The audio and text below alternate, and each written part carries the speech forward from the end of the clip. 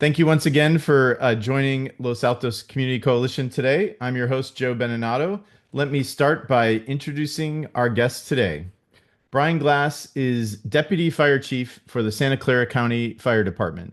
Prior to joining SCCFD in 2002, Chief Glass served the early part of his career with a variety of other agencies, beginning in 1995, including CAL FIRE, Pacific Grove Fire Department, and Salinas Fire Department. As Deputy Fire Chief, he's responsible for managing the Operations, Information Technology, and Support Services divisions. Chief Glass's past assignments have included firefighter slash engineer paramedic, fire captain, EMS coordinator, battalion chief, and deputy chief of operations. He has also served on state and federal Type 1 incident management teams, traveling throughout California to manage large wildland fires. Chief Glass earned a bachelor's and master's degree, both from California State University at Long Beach, and he is a state certified fire instructor, fire officer, and chief officer. Welcome, Brian. We'll move on to Denise. Denise Gluhan, hopefully I pronounced that right, is the Community Education and Risk Reduction Manager for Los Altos Hills County Fire District and fire captain retired at Santa Clara County Fire Department. Denise began her fire service career in 1995 as a volunteer for the city of Watsonville Fire Department prior to being hired by SCCFD.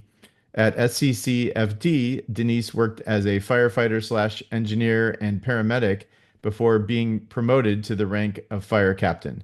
Denise retired from SCCFD in December 2018.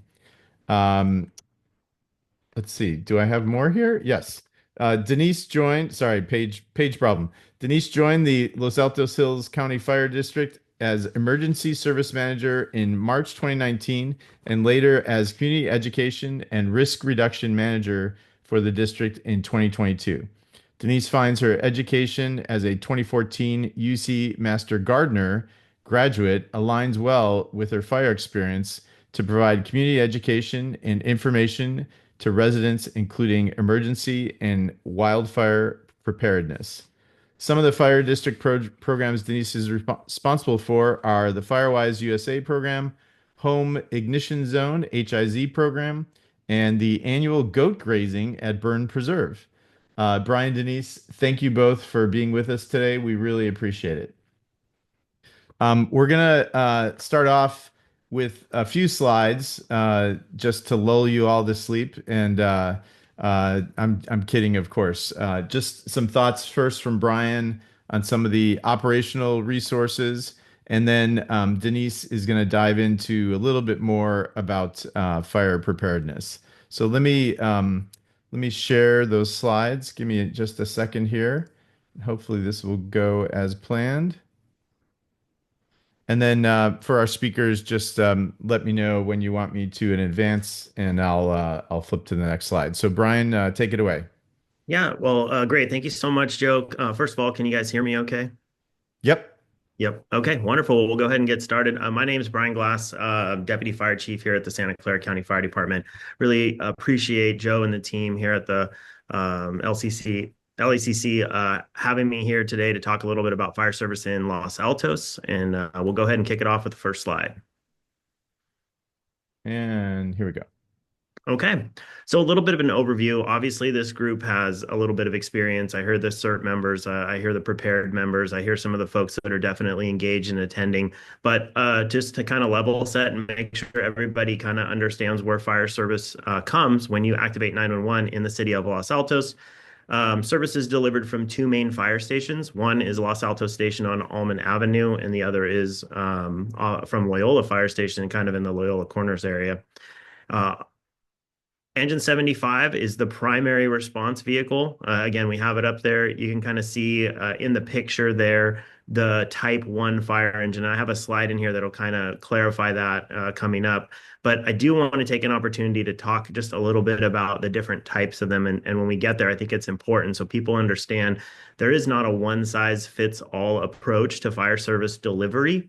And it's important to understand that while you do have structural firefighting risk, emergency medical services, hazardous materials calls, and most importantly, like what is the prime topic right now because of the tragic events in Southern California, wildfire is always present on our mind. So again, there's a host of different equipment. I'm going to kind of talk through them. We have engine 675. I do want to also touch on cross-staffing model. This is often something that people do not know exists, but we have 3 personnel assigned at each fire station, one at the rank of fire captain, who is assigned to oversee the fire station's operations and the crew, as well as deploy tactically any of the field tactics that we may use in extinguishing and preventing spread of any type of fire and or risk. If the call is a run-of-the-mill emergency, the crew will respond in engine 75. If there is a specific type of wildland threat, they have the option to take 675. And it's a small distinction, but we're going to get to pictures of the vehicles, and I'll be able to kind of talk through their tactical deployment. Loyola Fire Station is home to engine 76, but there's also a reserve engine there. There's also a reserve engine at Los Altos Station. And then while the town of Los Altos Hills actually is covered by El Monte, the city of Los Altos receives services from the fire station at El Monte, and that's the fire station at Foothill. And I apologize, I'm trying to make this as least complicated as possible. So I'll draw your attention to the map, kind of showing where those fire stations are located. And at the El Monte Fire Station, you have a rescue and a truck company. Again, the cross-staffing model there where the crew decides to select which response vehicle is the most appropriate based on the call type and risk. So the rescue response is a rescue is the same thing as a fire engine. It just has an extra person and additional tools and equipment for specialized types of calls.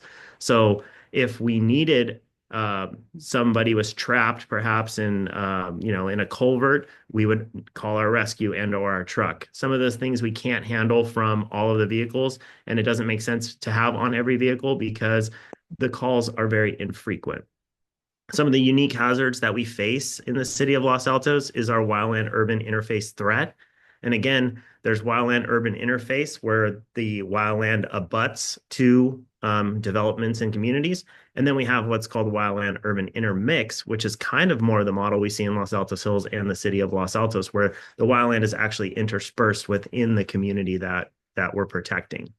Then we have a downtown area, home to some of the more older buildings, a little bit different building and construction type.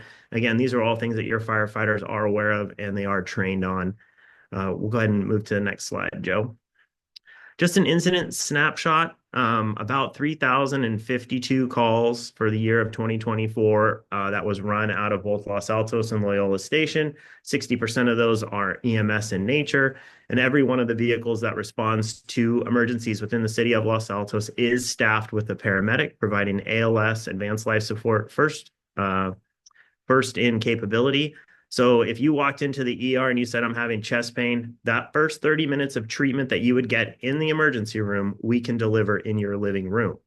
And that buys us the time to make sure that the ambulance provider is able to get on scene, and then we can continue to stabilize, treat, and transport to definitive care, which is a hospital within your local area. Los Altos ranks as about the 5th busiest city that we serve. Campbell, Cupertino, Los Gatos, Saratoga, and then Los Altos. But again, you can kind of see by being part of the larger system, you receive a benefit by the sharing of resources through move-ups and coverage. So if we have 2 emergencies in Los Altos, we can pull an engine out of Cupertino to come in and help assist. Next slide. So again, here's some pictures of the different apparatus. We'll start in the top corner at the Los Altos High School picture. That is the standard Type 1 fire engine. That's one that's based in Los Altos. It's at the Almond Station. 90% of the calls that we respond, we will take that vehicle. It's capable of delivering that high level of service. As you move to the right, the unit 373, kind of in the off-road on the dirt there, that is our Type 3 wildland fire engine. We have one of those assigned at the El Monte Fire Station. In the bottom left corner, kind of the Ford pickup style truck, that is a Type 6. Well, there's a list of all the transactions as well. If you go to there we go. So the Type 6 engine is in the bottom left corner, lots of off-road capability, a little bit smaller water tank due to the size of the vehicle, but really allows us that tactical precision when we're having to extinguish and mitigate wildfires. And then on the bottom right corner is a water tender. Again, water supply has been a big issue. As we've noticed in Southern California, the hydrant system can only supply so much. Sometimes they don't work. So we have to have contingencies, and this water tender carries 2,500 gallons of water. I'm also happy to point out that in partnership with the Los Altos Hills County Fire District, we were able to secure a second water tender, and we're expecting delivery at the end of this year. That vehicle will be housed at Engine 76 at the Loyola Station, so it will be able to serve Los Altos Hills County Fire District residents as well as a benefit to the city of Los Altos. And I appreciate the team from Los Altos Hills County Fire District that's here today to support this effort. So I think that's a high enough level overview on apparatus, and we'll go to the next slide. These are some of the community education opportunities that we're hosting, and there's a QR code on the screen, and our website is listed there. So if you're interested, the QR code is active. You can go ahead and scan that, and it'll bring you to the list of all these different ones. I will point out in August, we have a joint workshop going at the Los Altos Community Center. So we'll be talking about all of our Ready, Set, Go and wildfire preparation. Next slide. If you're not already signed up for Alert SCC, again, there's an active QR code on the right-hand side. Go ahead and scan that. This is your best and most accurate way to get near real-time information when we're trying to send out alerts to notify people. It delivers these alerts by zip code, and you can have it sent to email, text, and or phone. So if you haven't signed up for that, I really encourage you to do that. Next slide. I want to talk a little bit about Genesis. This is the evacuation software that we use here in the county, and definitely here within Central Fire District and the Los Altos Hills County Fire District. Protect.genesis.com. Again, I'll draw your attention to the active QR code at the bottom of the screen that if you do not have this, go ahead and scan that. You can punch in your address and it'll take you right to it and identify which zone that you live in. Each of the zones have a 3-letter identifier and then a number associated with it. So obviously Los Altos Hills is LAH and Los Altos City is LAL. You can see Mountain View, Palo Alto are listed there as well. And there are some that are just Santa Clara County unincorporated. Right now, you're looking at the zones. This is really just to identify some of the zones that are available and that they are in normal status. There is no change. It's available for you to just kind of look at it. This allows us to divide cities up into different zones and be able to contact those people that live in with that zone and give us a hyper-local ability to communicate with our constituents. Next slide. Again, I talked about searching for your address. Once you hit that QR code or navigate, they also have an app, which I would encourage you to download. It allows for push notifications. Again, near real-time ability for us to notify those people within the zone that are signed up. This shows a zone that is in normal status. If you click on your particular zone, it gives you information. You can touch on the more details and it gives you a little bit more details. Now, if we were to go ahead and work with our law enforcement partners to affect a evacuation order, warning, or a shelter-in-place effort, it would change the color of that zone and send you a notification. So next slide, please. Here's an example of one that occurred down in Southern California. This is an evacuation order that was placed in that LOS 0767 zone. You can see that the status is in order. You can see road closures. The zones that are highlighted in yellow, those are in warning, evacuation warning. And then if it's there's an additional color, which is a shelter in place. So those are the 3 protective actions that the fire department can take in partnership with our law enforcement partners in what's called the unified command. Anytime we have a significant wildfire risk or threat, we will go into unified command. We will make recommendations to the law enforcement officers, and they will then decide if our recommendation is warranted to be acted upon. Typically, this is a pretty streamlined process, and just so this community knows and the members that are on this forum, we work and train with both Los Altos Police Department and the Santa Clara County Sheriff's Office to assure that We both know how to use the tool. We both understand the impact of when we place a zone into warning or order, as well as shelter in place. And then we quickly communicate that to our residents so that they know. But there is an onus on the residents and constituents to make sure that they know what zone they're in at that time. That's why if you use the app, it's super helpful because it does use your phone's GPS location to confirm which zone that you're in. Next slide. Whoop. Sorry. All right. And with that, that'll conclude my portion of it. And Joe, I don't know how you want to take questions at the end or you want to take questions about the specific slide deck, but I'll turn it over to you. Thank you very much. Yeah, I think we'll go through the rest of the slides with Denise, and then we'll get to questions. So thank you, Brian. So Denise, you're up, and just let me know when to move the slides. Awesome. Thanks, Joe. And good morning. Thank you, everybody, for joining in. Thank you, Brian. Very great overview of the operations and some of the recommendations, the Alert SCC and the Zone Haven. Really get to know if you've signed up for that. I know this group is probably a little more on the high end of the preparedness curve, but just in case that's new to you, check it out. Again, my name is Denise Gluhan. I am retired. Brian and I actually have a long history together, and from same department as Brian as a fire captain. And then I joined Los Altos Hills 6 years ago after I retired, and currently work as the community education and risk reduction manager. Next slide. So I'm going to go over things that, you go, gee, okay, we live in Los Altos. What is the wildland problem here in Los Altos? We know Los Altos Hills, but let's kind of look at these recent, unfortunate tragedies that have happened.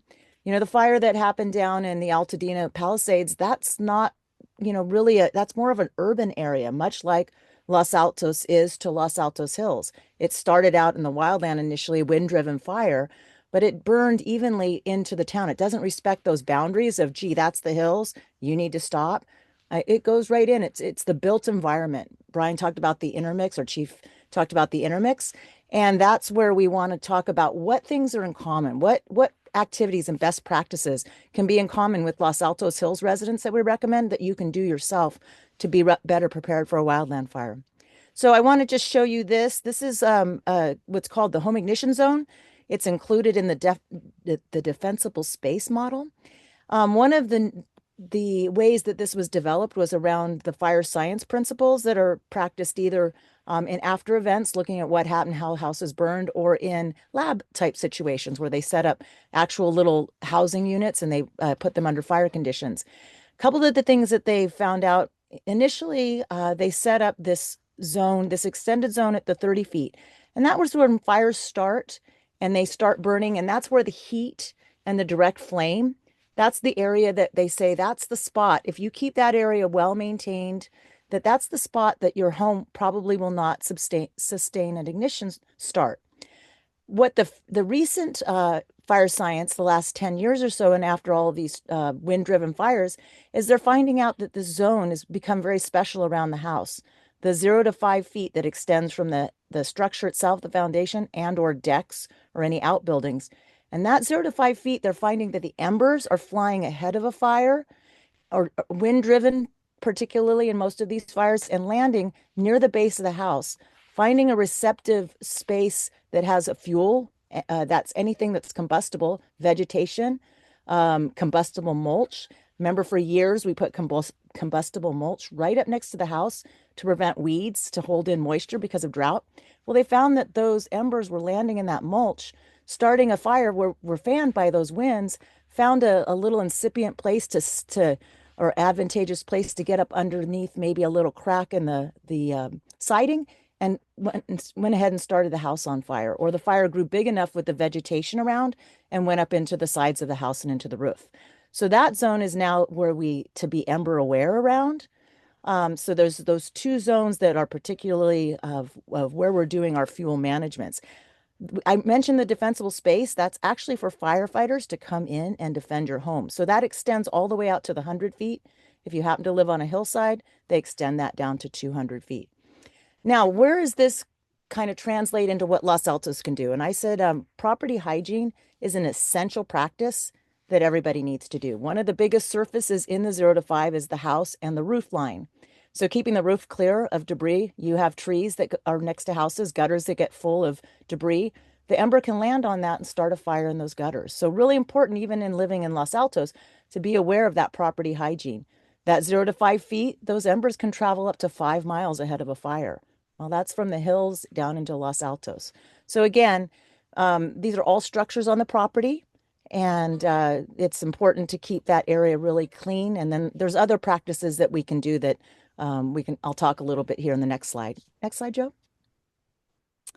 So that 0 to 5 feet that I just talked about, some of the big lean-ins that we recommend is some insurers, home insurance carriers are requiring residents to remove vegetation in the 0 to 5 feet.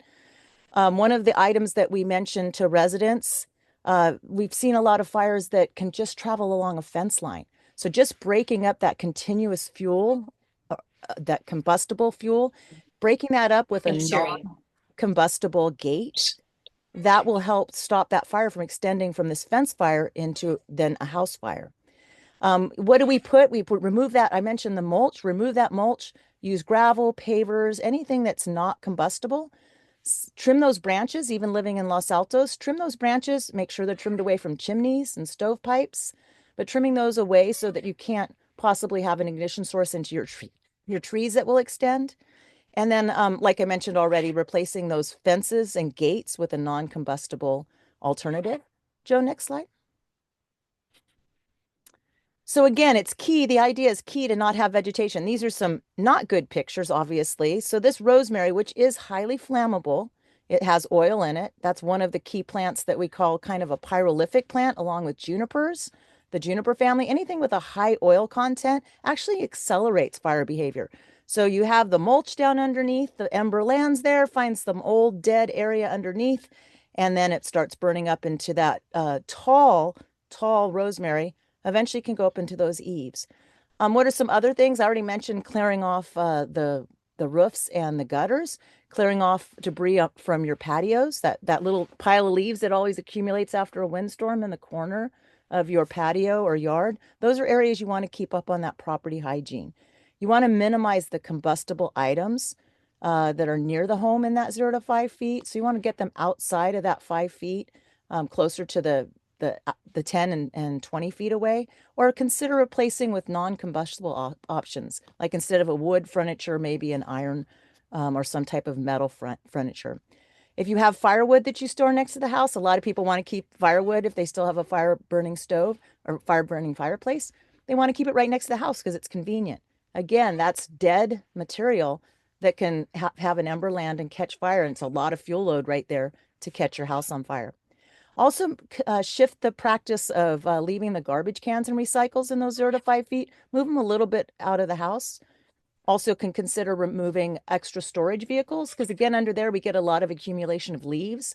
Any place where we get that dead debris accumulating is a source where that ember can land and find a receptive fuel bed to start that fire.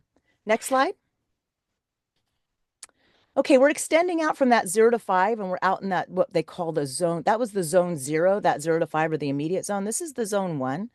So what can we do here? Here's a good example up in the top left of the, this is a house in an urban setting that has the leaves all along the gutter there. The trees look like they might be over the house. So again, getting up there and clearing those tree branches, taking the gutters and the roof and getting those cleaned, removing the flammable plants near windows. So if you're not ready to remove your plants completely, which some of the insurance companies, getting them low and nice and healthy and green, so you don't have this big, tall, like we saw the rosemary, big, tall plants that can extend fire into your home. This is an ideal situation in this lower picture where you have kind of divided islands between the house has an island of non-combustible around it. They have the creek bed that sets off the lawn area. So this is a great area that the fire has nowhere really to extend to. You've created a great space around your home. What we're trying to do is create a home that is called a temporary refuge for itself. So that home can survive a fire without any firefighter interventions. You're gone and evacuated because you signed up for early alerts and you looked at the Genesis Protect. So you've evacuated, but we want to make sure your home is able to survive that fire without any interventions between the embers and the heat from the fire. So again, maintaining spaces between plants is also important. There's a lot more information around this, but I'm going to go ahead and go to the next slide.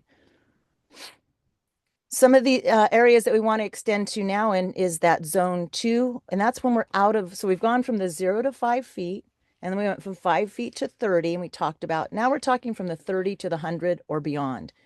So the top picture I wanted to kind of show limbing up branches so that if the fire were to start in grass and extend, it wouldn't find dead branches down at the bottom of the tree, that it could burn up the tree and start a bigger fire. Each time we move from grass to brush or trees or homes, fire intensity increases. The amount of embers or firebrands that are cast off by the winds and the fire itself are multiplied. So we want to try to keep the fire in as low a heat source as possible. Fire is natural. Fire occurs naturally in nature. Those low intensity fires keeps the understory cleared out. So what we're doing now is going in and acting like Mother Nature that would do with a low intensity fire and removing some of that ladder fuel vegetation where we go from grass to brush to trees or houses. Again, thinning plants both vertically and horizontally. So our plants touching each other, just like a fence. If we have that continuous fuel bed burning right up to the house, tree to tree to tree ignition, we want to break that up, considering removing or thinning those trees out. Again, hygiene, just keeping dead fuels. Dead fuels are much more, they have a low fuel moisture, so they're much more readily to burn. If you hold a green plant of the same kind, a dead plant, that dead plant, if you put a match to it, it's going to catch fire most likely faster than that green one. So again, removing dead vegetation is a big key to just where do you start. If you happen to be out in an area that you have propane tanks, those should be out of that area. They should have out of the immediate area, out 30 feet. They should have 10 feet of clearance. Also, if you have moved that wood pile that I just mentioned from the home, that should have, again, bare surface underneath it and should be out 30 feet from the home. Next slide. So again, what would priorities be specifically for wildland? But again, this can be crossed over. I mentioned LA, but Santa Rosa had Forest Hill back in 2017. Forest Hill was a lot like Los Altos Hills, and the Coffee Park area of Santa Rosa was right below. They burned equally and completely. So this is what this is a simulation lab. And this ember, what they do is they put the fire in the form of embers. You have these two models to the left that are the one with cedar shingles and one with a non-combustible siding. Those are the embers were cast onto both of these homes exactly the same. You can see that the non-combustible surface to the right in the gray home, there was no place for the fire to land and take hold and start the home on fire. Whereas the picture to the left with the cedar shingles, that was a combustible surface down below the home. And then the stairs and the home itself became ignition. So that's what we want to make sure we don't have. We don't want to have that house becoming an ignition source. So what are some priorities? If you're going to replace a room or you don't already, consider having a Class A roof. So, and if you already have a Class A roof, keeping that roof clean, including the edges or the gutters. Consider if your vents have the traditional 1/4 inch vent mesh for the airflow, both on the top and the bottom. One of the places that they found that embers also sneak in is through those vents.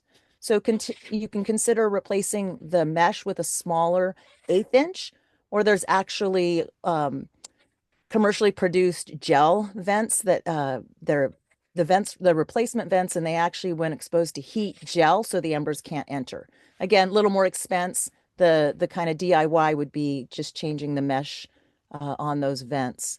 What else can we do? Replacing windows with tempered glass. Again, removing vegetation underneath those windows, keeping those decks clear, especially underneath the deck. You know, if you're storing a bunch of combustibles under that, you're just giving another place for that ember to get lodged, start fire, and now your deck, which has a lot of fuel load, which can extend easily into your home. Again, is your siding good? Do you have nice sealed edges around the bottom of your home? These are all things that you can do to help ensure that your home can be its own temporary refuge. Joe, next slide, please. That's it. That's all I have. Thank you.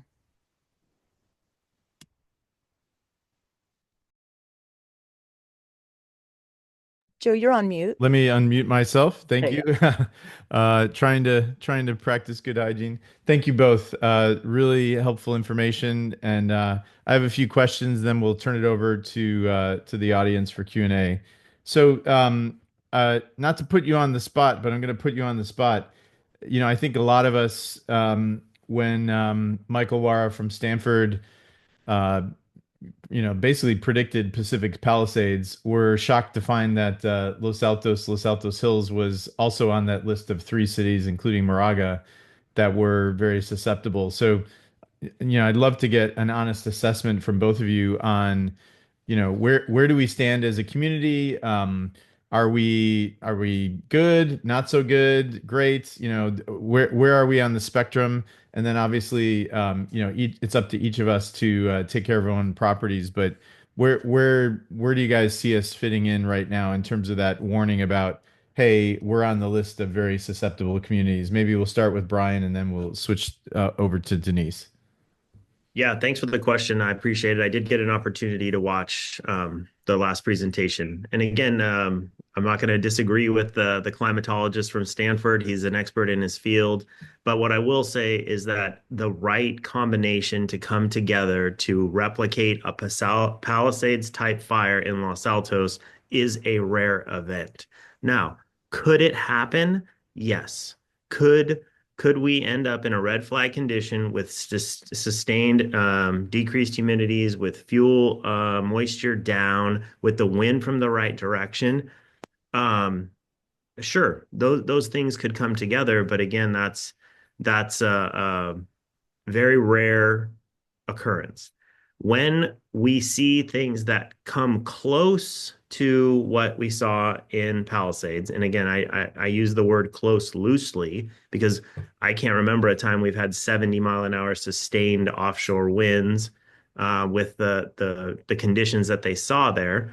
But we typically go into what's called the red flag condition. And all of you probably familiar with the red flag condition. It's an issuance of fire weather danger and warning. We fly the red flag at all the fire stations. We implement our mode staffing policies to upstaff the equipment. So those pieces of equipment that I talked about that were cross-staffed with the same people moving between them become independently staffed. So we bolster our operational response fleet. We bring water to the table by staffing the water tender, by having additional apparatus and engines. We maintain a close partnership with our water purveyors. Again, we were on a first name basis with Dawn the other night up at the San Antonio Hills, where she came and presented for Cal Water. We know the folks at Purisma Water, so we're maintaining that relationship there. So the factors that all came together that day to allow that devastating fire to occur in Southern California, could they all come together? Yes, they could. I would be lying if I said that it couldn't. But I will say that we are well prepared. We are waiting for after actions to come out of those fires. We've taken the proactive stance of making sure that our policies are up to date, that our equipment is modern, that we don't have the same issues that some of those other larger fire departments have. And again, making sure that we build the relationships. One key thing, and you touched on it, was it really relies on the homeowner to engage. Property owners, landowners have to engage and maintain good property hygiene. That really helps us in finding a foothold to stop the fire spread, whether that's tree to tree or structure to structure or lot to lot. And again, Denise did a tremendous job of outlining that 0 to 5 foot, the non-combustible zone. We really got to move towards that because we're seeing, before we were having bush to bush to bush. Now we're having structure to structure where the actual structure is the fuel model. And we can send 5 to 6 fire vehicles to a structure fire. But when we have 15 structures on fire, that quickly overwhelms the resource capability load. So, to use a bad to good scale, we're doing a good job of educating our public, connecting with them, making sure that once the fire starts, we're going to be ready and prepared to respond to it. But can we do better? Of course, of course. And these meetings and these presentations hopefully help us become better more prepared, and most importantly, more resilient in the face of fire. Great. Thanks, Brian. Denise, anything to add there? Yeah, Joe, I'm going to first, Brian just mentioned education. So take that. This is education here. Now take action. Do those mitigation efforts. I know we have competing interests for our time. It's hard, but making this a priority, it's not a one and done. It's a continuous activity. It's a shift in mindset that it can't happen here. Yes, Brian's absolutely correct. We don't have a fire history because we don't get those seasonal phone winds, the Santa Anas. We don't get that here. I mean, that area burns every single year in some portion of it. It just, this one was unique that it was more of an urban area rather than the wildland that we typically see there. So what are the things that we can do? We know by fire science we need three things kind of to have a fire. We need a fuel, we need oxygen, and a heat source. Well, what can we do? We have Los Altos Hills. We can't change Los Altos Hills in the spect of the slope. We can't change the weather. If Brian mentioned the red flag days, those are days where you need to be hyper vigilant and being aware, make sure you're signed up for alerts. There's some other alerts that you can monitor. We can only remove the fuel, and the fuel is vegetation. That's the only thing in that triangle that we can mitigate. So removing the loading, the amount of fuel that is able to burn, so we don't get those house-to-house ignitions in this built environment. It's a beautiful area that we live in, but we have that risk. So that's the only thing that we can change in that model of how fire happens. Some of the things also is know your two ways out.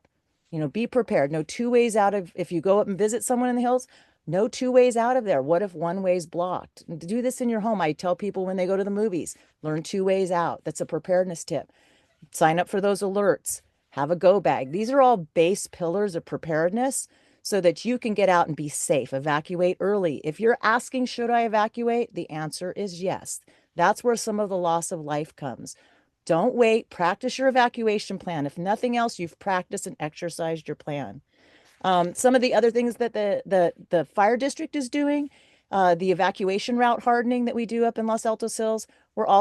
We have a large vegetation project. We call them strategic fuel breaks. So where ignition sources frequently, car fires. So we have a plan in place that's in action to do vegetation mitigation on all of Highway 280. We're also collaborating with our partners in the open space to have a community strategic fuel break on the western edge of the district to, again, slow fired from burning outside the district or from the freeway into our surrounding areas. And I just want to thank also, I have two assessors that do my home ignition zone assessments. One of the no-cost programs that we offer in Los Altos Hills is to come around and do an assessment of those homes. So I want to thank Ryan and Paige that are on this call that go out and do an assessment of that 100 feet for the home hardening, which is the structure itself, and the vegetation management, and then reports produced. So we are taking action as your neighbors in Los Altos Hills to try to do all this action to help you in Los Altos. Thanks. Great. Yeah, thank you. And that's great. And over the course of these last two meetings, looking out the window here on some new, wood chips that were put in last year, like my perspective has really changed on, oh, that's a nice decorative feature to, oh, that is fuel that is going to burn my house down. So tying in, question Mayor Pete asked in the chat is something I've been thinking about. We have tons of wood fences all over Los Altos. I'd say 90+% of them are wood fences, and frequently they connect up to the house where the gate is. Just put in two of those last year. Lovely gates, but AKA kindling. So what can, short of everyone saying, well, go spend a couple $1,000s to replace those with iron gates or whatever, is there anything we can do to mitigate that, whether it's coatings that we can put on them or anything else? I know that's probably a big problem for most people. Probably less you can do down the side of the property other than just replace it completely. But any suggestions there, Denise? So yeah, obviously, we've got to see where are we going to get the most, what's the most beneficial actions? Yeah, if we're not going to replace those gates, what's underneath those? What are next to those? What's next to the fence? So again, we can slow that process down. Again, in the urban setting, the fence fires that we see are more in the where you have the open. There's a really good video of in Texas from a freeway, a fence. I don't know what the ignition source, but a fence starts on fire way away from the house. But it's a very windy day, and in less than, I think, about 5 to 7 minutes, it extends all the way along the grass, the fence, and then all the structures begin to start to ignite. So again, it's a predictable problem, so it's preventable. But I think the number one lean in is property hygiene. Possibly maybe not replacing the whole fence, but can you intermix the boards with a non-combustible? Maybe, line a wire every other. So again, you have not that board to board as much. So you make that fire a little bit limiting if you don't want to actually do the expense of replacing the gate at this point. Maybe structurally, you can do a little bit to the gate to break up the amount of fuel that's in that gate. But again, it's the property hygiene is the key lean in. It's hard to start a fire. We hit rocks and sparks and things like that, but we want to make sure that we do the best that we can. Those leaves, things like that, if those are piling up by that gate, that's going to give it even more chance. Again, you accidentally put hot embers in a garbage bin and it's right by that gate, that you're just adding more fuel, that whatever's in that bin, it actually accidentally catches on fire. That fence is there. Now that it's right up under the eaves. So we can see how that laddering happens to things like that. So just some small changes could probably be beneficial. Thanks. All right, Brian, I don't know if you have anything to add there. No, I think Denise did a good job of the property hygiene component and the gutters and the pine needles and stuff. But I do want to talk about the intumescent paint. It's been coming up a lot lately, and again, I see it in the chat here as well. Just for those folks out there, the intumescent paint, and there are several manufacturers that make it. Typically, that is used for building substrate, like concealed spaces in areas that you're not actually going to have a significant amount of impingement of fire. So we see it a lot in steel. They'll paint a coating over steel because then they will cover that steel with sheetrock or some other decorative material. And if a fire occurs in the void space, the intumescent paint limits the impact of the fire to the structural members of the building. Where we're seeing a kind of a push is people think they can go paint this on the outside of their house or paint this on a fence, and it's somehow going to protect or inhibit the fire from actually getting. It's not meant for direct flame impingement to the point where a wildfire is coming through, your fence is not going to not ignite. Over time, it will ignite.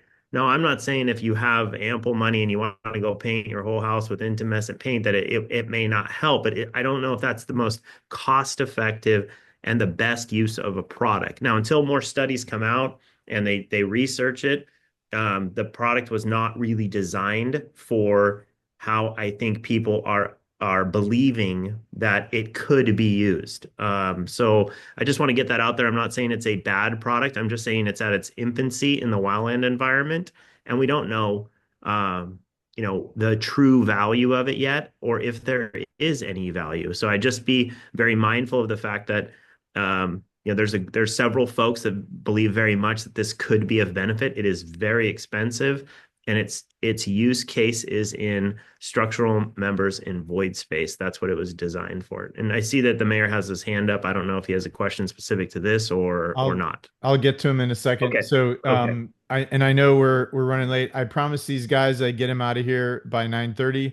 So if you do have a question, we'll try and fit them all in. I'd ask that you all raise your hands right now if you have a question, and don't wait till the end because we're not going to be able to get you. So looks like we have two so far. We have about 2 minutes per question. So Pete, why don't you take it away? Thanks, Brian. Thank you very much, Denise. Brian, I'm always mindful of Greenville, the example that we discussed at the fire station a couple of weeks ago. I always tell residents if they get a warning, leave on the warning. Don't wait until the order. Would one of you perhaps just sort of summarize quickly what happened in Greenville and why that community doesn't exist anymore? Yeah, I mean, I think you do the best job of communicating, Mayor. I mean, you have the most intimate knowledge of it. I was not there, but the community up there chose not to evacuate. Is the long and the short of this the short of this story. And the fire department, when they got there, was really unable to affect any firefighting efforts because they were tasked with the evacuation in the life-saving efforts. What we're talking about when we go to wildland fires here is that many of the residents have already evacuated because they have heeded that warning. If you get an evacuation warning, that's when you should be prepared to leave. When the order comes, then you should leave. It's an order. It's a legal, lawful order. You should leave your property. That's not the time to be going, oh, I got to get ready to go. No, you should already be ready to go. So, and if you're somebody that needs a little bit of extra time, or you have large animals or pets, those are all things that need to be anticipated before. So our Ready, Set, Go campaign, you can find it on our website, sccfd.org. I know the Los Altos Hills Fire District has one as well. Take a look at that. You really need to be ready to go. If our efforts are called to come in there and the community has followed the order and has followed the warnings and has left, then we can work on property conservation and moving the fire around the communities. But when we're not allowed to be able to fight fire using hose streams and aircraft, and we're having to literally take residents into our fire trucks to shelter them and protect them because they chose not to leave, it hampers our ability to fight fire. And I think that's what the mayor is kind of looking at here. And again, I'll turn it back over to him to clarify if he wants to add any more points. All right. Thank you, Brian. Jim, your question, please. Yeah, thank you. So Los Altos is very much of a tree-loving city.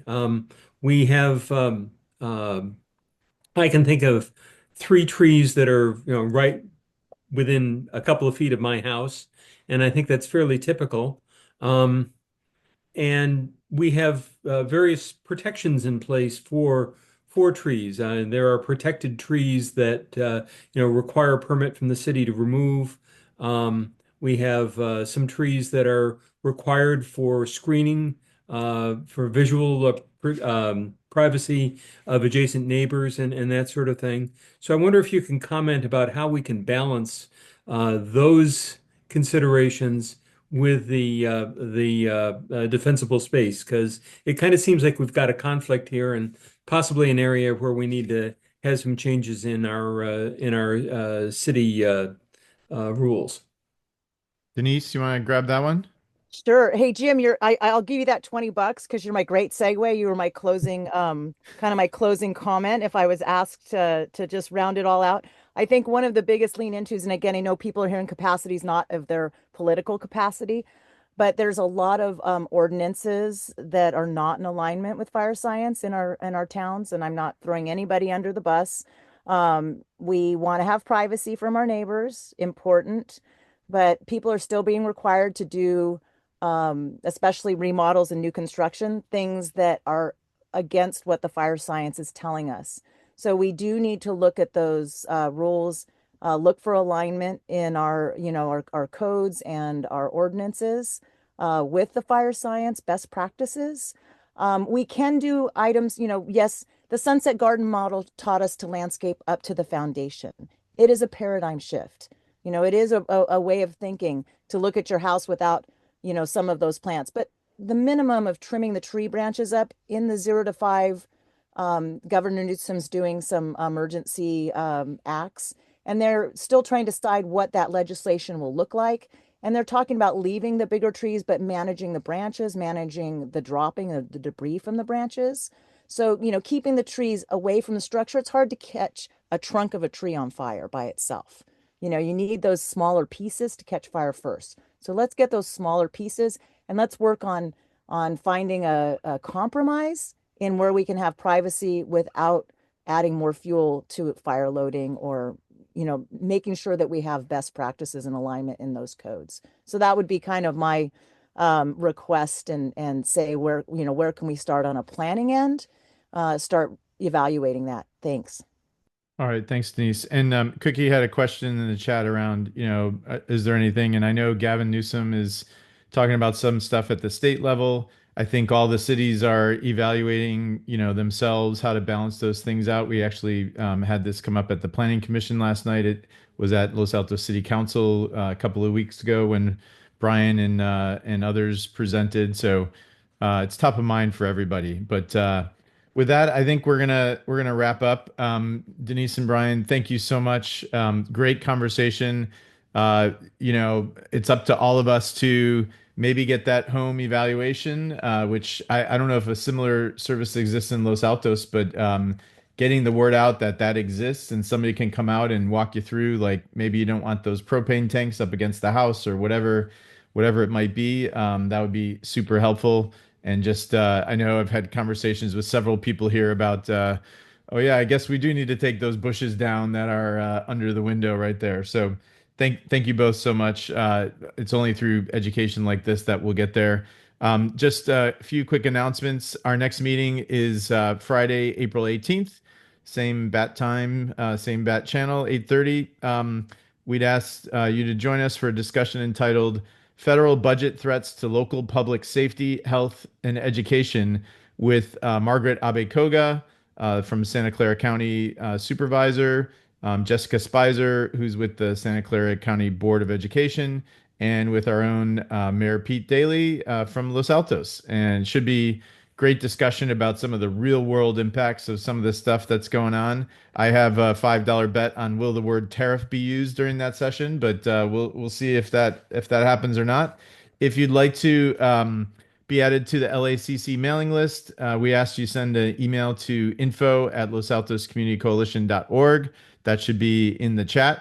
And as always, big thank you to the Los Altos Mountain View Community Foundation for helping to support LACC financially and otherwise. Thank you once again, Brian and Denise, and we'll see all of you again in 2 weeks. Have a great weekend.